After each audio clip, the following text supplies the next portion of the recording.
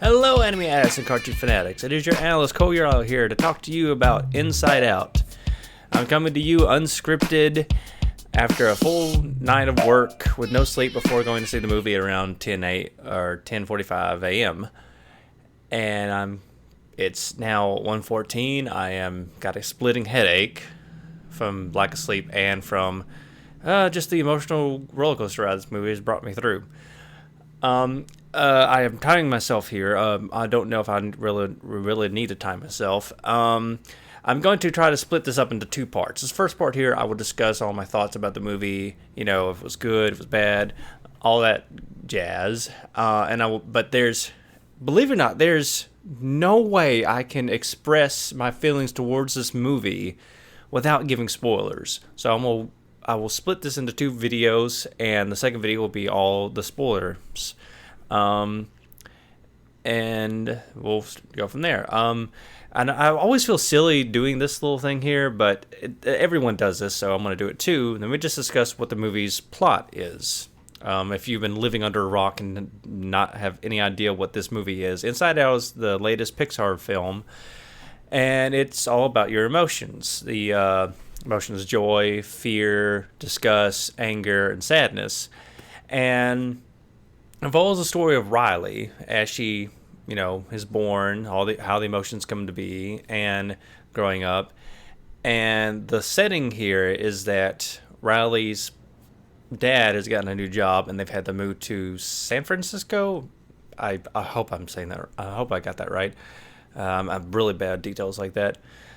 And it deals with the struggles of, moving to a new place and the fear, that it causes, this disgust of things around you, and trying to find joy in all of it, but, trying to keep away from sadness and anger and stuff like that. Overall, straight out the gate opinion, this movie is great. And in a way that I wasn't expecting it to be, like with Pixar films, there's always, a little depth there to what they're about. You could, just about any Pixar film, except for maybe the Cars franchise, you could dive deep and find, little things and little theories about what the overall theme is and what things represent and stuff like that. This is basically that with almost no camouflage. That's not the right word, but you know what I mean, where disguised as a movie about toys is a movie about whatever different theories people come up with that. Like for example, Toy Story 1 is about accepting I had a good analysis for this. First movie was about dealing with the new gun, and feeling if you're, inferiority complex and all that. Second film was about dealing with lasting forever, immortality, and the third one was about, moving on. There's deeper words I've come up with, but I can't remember at this point because been up for well over 12 hours. So there's stuff like that, and this is basically if they did that without any, thing to hide it behind to say, oh, this is a story about this, and that's basically I can explain it. It's also pretty funny. It's a different kind of level of funny. I can't explain it. It's not an overbearing funny, if that makes sense. The jokes, they work, but nothing really is like cringeworthy, if that makes sense. All of the characters work wonderfully. Amy Poehler, is it Amy Poehler that does Joy? She did such a good job with that role and all the modes it takes. I've only talked for like 5 minutes on this. Okay, you know what? I'm gonna, since I'm going through this so quickly, I'm going to just make this part the spoiler part. So little tag spoiler, whatever. And then we go into this whole another discussion here. And if I have to split this part off somehow, I'll do it. But this is something that went through my mind before even going to see this movie. Now, some of you have seen my little Cole Talks Over Brain Divided video, which I also talk about Inside Out and certain things I've seen in comments boards and stuff like that. There's something, but for those who've not seen that, here's a link here in annotations. But another thing that got on my mind was that trailer that showed the mother's emotions and the father's emotions. And it's something I noticed. There was like the lead in the middle, the lead emotion for each person. Anger was for the dad, which is kind of a typical thing to understand because, men are, authoritative and, put the foot down, thing like that. But the thing I noticed is that with the mom, it was sadness. Sadness was the main emotion. I wasn't sure what to feel about that. I wasn't sure if that should be offensive. Like, is that saying that all women are moody or something like that? And then it started a thought in my head. That's the thing about emotions. I keep hearing people say, what's the most archaic emotion or the most, useless emotion? And people keep saying, fear, which is a stupid thing to say because fear is very important. It keeps you safe. Like they say, disgust is to keep Riley from getting poisoned. And fear keeps you safe. It's a very important emotion to have, as all of these emotions are. Anger, you can say is anger for righteousness and to, right the wrongs and stuff like that. But sadness always seems to be the most worthless and useless emotion. Now think about this. When we get emotional about stuff, death of someone in the family, death of a pet, didn't win that winning goal, or other things that, some people, will get to an emotional state so badly that they need a mourning period, where you can't do anything. You feel like physically unable to do stuff. So sadness seems to be the most useless emotion. And I was trying to think, what is its point? And then I started realizing maybe that is what the reason was for the mother having sadness as a main emotion.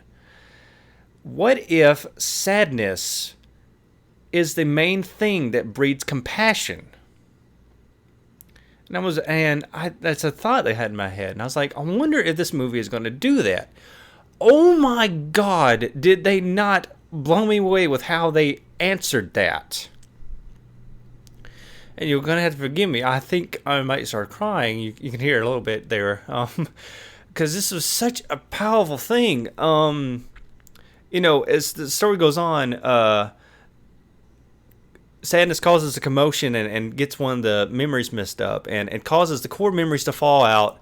And they get accidentally sent to long-term memory.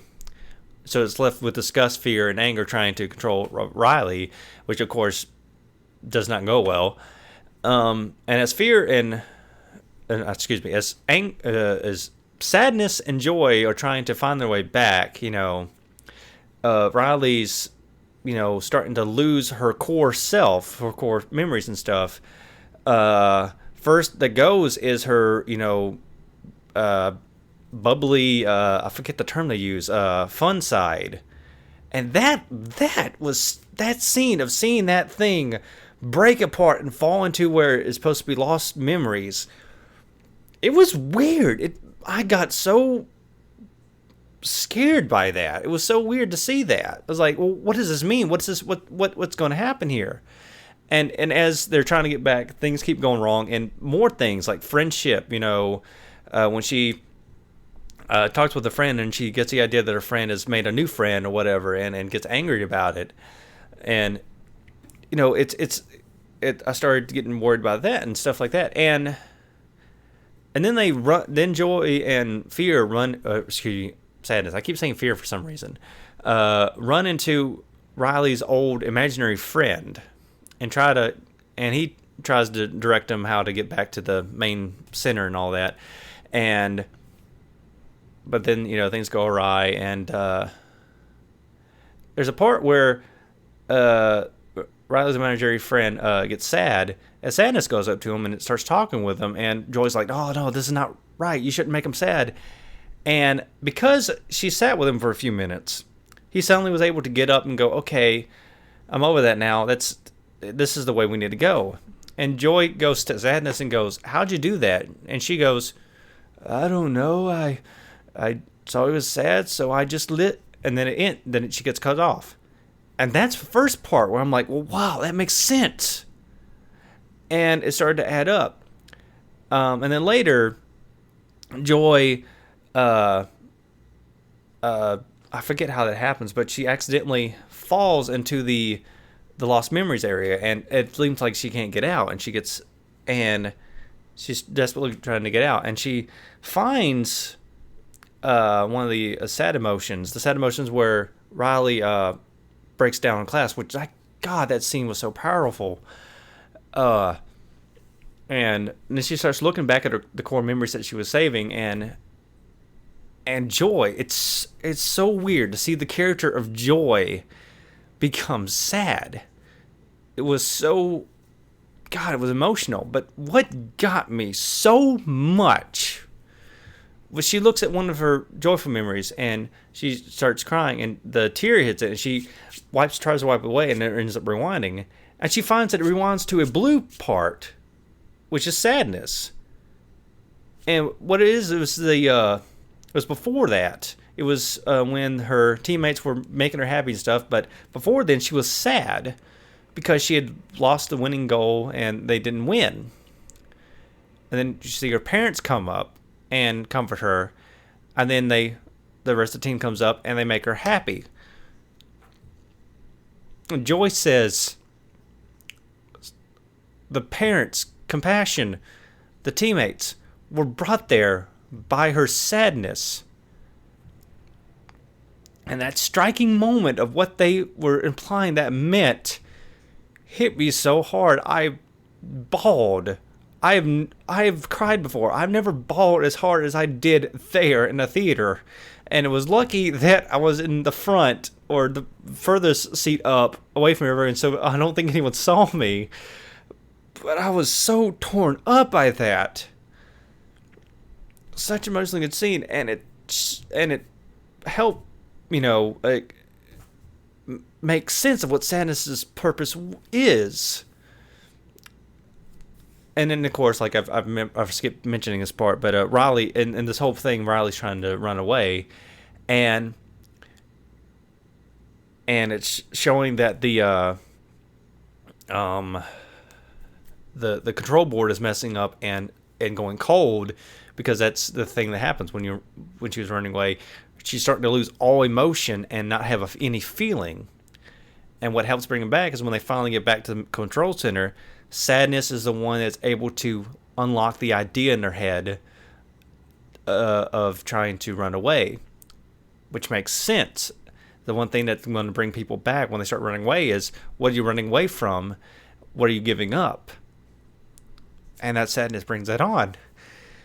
So she gets off the bus and she goes back to her parents, and they sit there and like, where were you? Where were you going? And then Joy looks at Sadness and hands her the core memories, and they turn blue. And then it builds, and Riley starts crying. And another powerful and emotional scene, and that's where it all makes sense. That's why there's nothing wrong with me crying on this mic right now. There's nothing wrong with being sad, because it is such an important thing to breed compassion, to bring people together. And I know that kind of doesn't make sense, but I swear to you, if you've not seen this movie, go out and watch it, and it will all make sense. And I'm out of time. Thank you so much for listening. And as always, folks, stay animated.